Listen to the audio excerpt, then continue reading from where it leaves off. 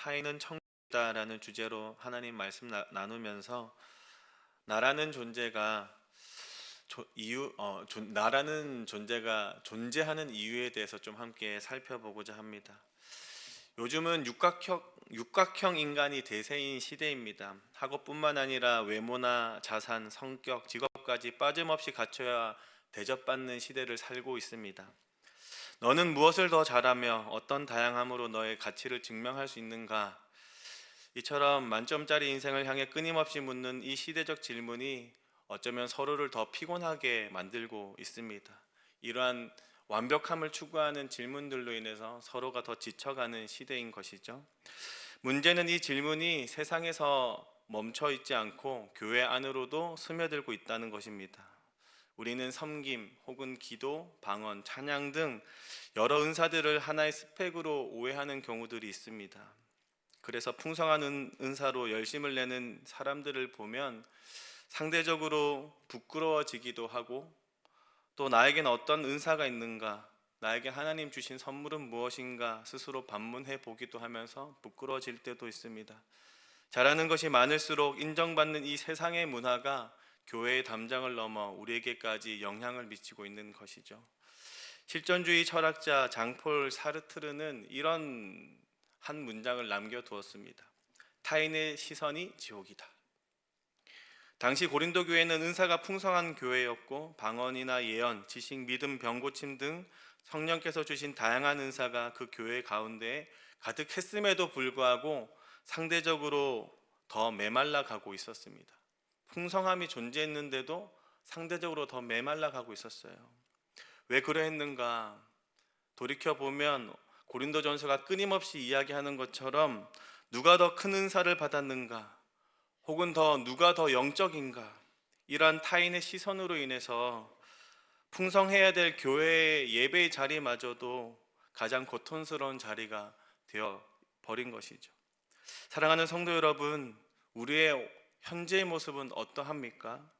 비단 교회뿐만 아니라 사회에서도 늘 평가받는 이 시선으로 인해서 무엇인가 더 잘하고 무엇인가 더 인정받기 위해서 많은 것을 갖추어야만 살아남을 것 같은 이 지독한 인생 성적표 때문에 내가 더 지쳐가고 메말라 가고 있지는 않습니까? 그렇다면 이러한 타인의 시선으로 인한 우리의 메마름에서 벗어날 수 있는 한 가지 방법은 무엇일까요? 오늘의 본문이 우리에게 무엇을 제시하는가? 타인의 시선으로부터 나를 지키는 건강한 조언 한 가지만 좀 살펴보고자 합니다. 함께 따라해 봤으면 좋겠습니다. 다양함을 인정하자.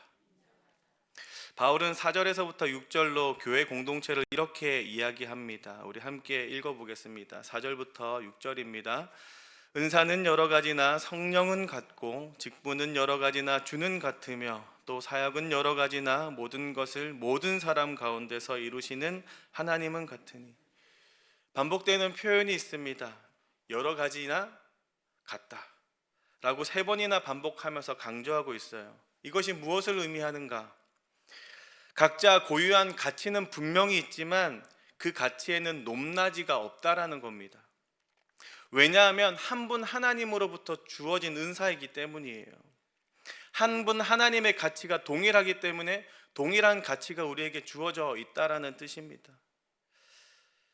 4절에서부터 6절을 자세히 보면요, 한 절 한 절이 성령, 주, 하나님, 곧 삼위일체 하나님을 각각 다르게 표현하면서 이야기를 하고 있습니다. 하나님조차 그 가치에 대해서는 서로 높낮이가 없는 동등하신 분인 거예요. 동일하게 그렇게 유행했던 MBTI의 이 유형과 같이 사람의 모습은 너무나 다르고 각자의 가치가 달라 보이지만 가치의 높낮이에 있어서는 동등한 구조입니다. MBTI에서 어떤 유형이 더 좋고 어떤 유형이 더 낫다라고 평가하지 못하는 것과 같다라는 것입니다. 우리의 다양함은 각자 존중받을 만한 동일한 가치이고 그러기에 자랑할 만한 도구가 될 수가 없습니다. 그렇다면 왜 하나님은 여러 가지 모양의 다양함을 우리에게 주셨는가? 우리 함께 7절을 읽어보도록 하겠습니다. 7절입니다. 각 사람에게 성령을 나타내심은 유익하게 하려 하심이라. 누구를 유익하게 한다는 것일까요? 우리를 유익하게 한다. 곧 나를 유익하게 한다라는 겁니다. 이제부터 관점을 좀 바꿔보시길 소망합니다. 상대방의 강점은요, 나를 유익하게 하는 강점인 거예요. 하나님이 나를 위해서 주신 선물이 그분의 강점이 되어 있는 것입니다. 그러니 곧 우리에게는 시기나 질투 혹은 열등감으로 작동되는 것이 아니라 감사의 이유가 되는 것이에요. 내가 못하는 것을 상대방이 해준다고 생각해보면 얼마나 감사한지 모릅니다. 제가 이제 새벽에 운행을 하다 보면은 꼭 같은 타이밍에 제 앞에 청소차가 항상 지나가요. 처음에는 막 그 차에 뒤에 있으면 막 늦게 가기도 하고 이러니까 늦으니까 막 짜증이 좀 많이 났거든요. 근데 돌이켜 생각해 보니까 그분은 그분의 강점으로 세상을 이롭게 하고 있고 내가 해야 될 일을 그분이 대신하고 있다, 이렇게 생각하니까 너무나 감사한 거예요. 동일합니다. 우리에게 없는 모습이 누구에게 있다면 그분은 나를 위해서 무언가 해주고 있다라는 거예요. 그분의 강점이 내 일상에 너무나 도움이 되고 있다라는 것입니다. 직장에서 나보다 더 잘하는 누군가가 있다면 그것은 내가 그 일을 하면 20시간, 30시간 걸릴 일을 그분이 2시간 만에 뚝딱 처리하면서 모두를 이롭게 하고 있는 것입니다. 교회에서 은사가 풍성한 지체가 있다면 결국에는 그 은사의 유익이 누구에게 돌아올까요? 곧 나에게 돌아온다라고 성경이 이야기하고 있는 겁니다. 그러기에 상대방의 강점이 이 시기에 불씨가 되는 것이 아니라 감사의 이유가 되는 줄로 믿습니다.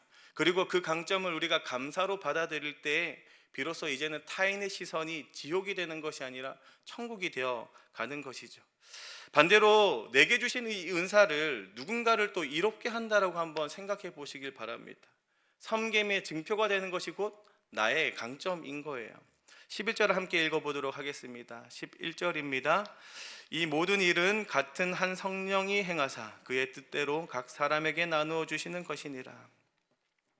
모든 은사 혹은 내 지금의 모습은요, 성령님께서 나누어 주신 대로의 모습인 거예요.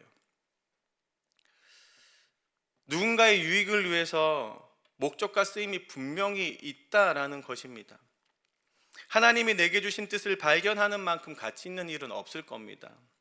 그리고 내게 주신 하나님의 뜻을 발견할 때 우리에게는 섬김의 기쁨이 훨씬 충만해지는 줄로 믿습니다.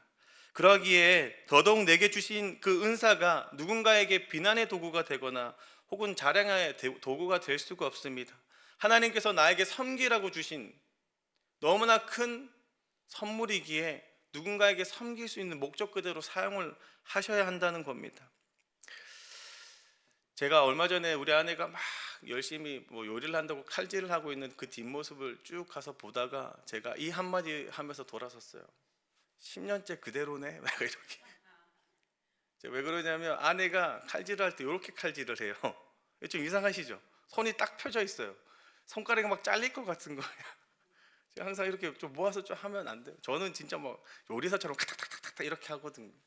저처럼 하지 못하는 모습 때문에 10년째 그대로네. 제가 이렇게 하고 돌아섰는데 오늘의 본문을 묵상하다 보니까 무슨 생각이 들었냐면, 나에게 강점이 하나님이 주셨다라는 것은 내가 아내를 섬겨야 되는 일이구나. 내가 아내 칼질이 좀 답답해 보일 때 내가 대신 칼질을 해주라고 하나님이 주신 선물이구나. 이런 생각이 들었다는 겁니다. 사랑하는 성도 여러분, 남들보다 잘하는 나의 다양함이 언제부터 자랑의 도구가 되거나 멸시의 도구가 되었거나 혹은 부끄러움의 도구가 되어 있다면 분명히 타인의 시선은 지옥이 됩니다. 그러나 교회 안에서부터 이 시선을 바꿔가시길 주님의 이름으로 축복합니다. 그러기에 오늘의 이 새벽에 함께 묵상해야 될 것이 있습니다. 예수님께서 왜 그 귀하고 보배로운 피값으로 우리를 사셨는가예요. 하나님이 창조하신 하나님의 나라의 그 본래의 모습을 한번 묵상해 보시겠어요?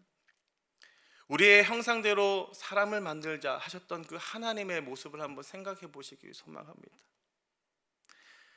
하나님의 그 아름다운 모습을 닮아 지음받은 원래의 사람은요, 다양함을 서로 존중해주고 삼위일체 하나님께서 서로 다른 모습, 다른 고유의 가치를 들고 있으면서도 한 몸으로 함께 사랑 안에서 한 분으로 거하시는 것처럼 사람의 모습은요, 서로 다양함 속에서 한 몸으로 함께 살아가면서 그 나라를 아름답게 경작하며 지켜가는 것이 사람의 원래의 모습이었습니다.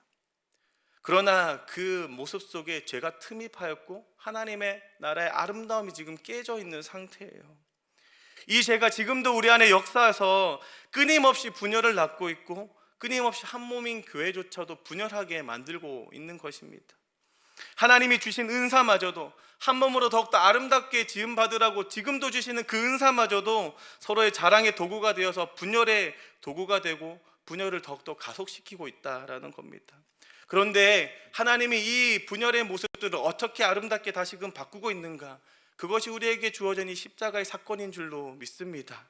우리는요, 이 은혜로 말미암아서 이제는 분열이 아니라 하나님이 주신 은사를 가지고 하나됨의 그 아름다움이 무엇인지를 알고 더 풍성케 하는 새로운 존재로 지음 받은 줄로 믿습니다. 그러기에 이제는 타인은 지옥이 아니라 천국이 된다라는 그 소망의 마음을 들고 하나님이 주신 그 강점을 가지고 서로를 이롭게 하면서 한 몸으로 더욱더 아름답게 지음 받아가야 되는 줄로 믿습니다. 그러기에 상대방의 강점을 발견했다면 이제는 그로 인해서 내가 누리게 되는 유익을 먼저 생각하시고 감사함의 마음을 하나님 앞에 올려드리길 소망합니다. 시기심이나 열등심으로 그 감사함을 바꿔내시길 소망합니다. 반대로 감사함을 통해서 내 마음의 시기심과 열등감을 잠재우시길 소망합니다. 시기심과 열등심이 들어올릴 때마다 내 마음 가운데 그분으로 인해서 누리는 기쁨과 감사함을 하나님 앞에 아뢰길 소망합니다. 뿐만 아니라 남들에게 없는 강점이 나에게 있다면 그것을 가지고 어떻게 더 섬길지를 고민해 보시길 소망합니다. 자랑이 아닌 섬김으로 더욱더 서로를 풍성케 하는 삶으로 나아가시길 주님의 이름으로 축복합니다. 무엇보다도 하나님의 선하신 뜻을 발견하길 바랍니다. 내 존재의 이유는 하나님의 뜻을 발견할 때 가장 가치 있어지는 줄로 믿습니다.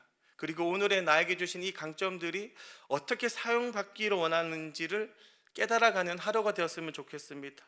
무엇보다도 나를 부르신 이의 뜻을 알고 교회와 세상을 더욱더 이롭게 하는 저와 여러분 되었으면 좋겠습니다. 무엇보다 우리의 자녀들이 이 은혜를 누리시길 주님의 이름으로 축복합니다. 요즘에 각종 SNS 이것들로 인해서 비교의식과 열등감이 우리 자녀들의 마음을 사로잡고 있습니다.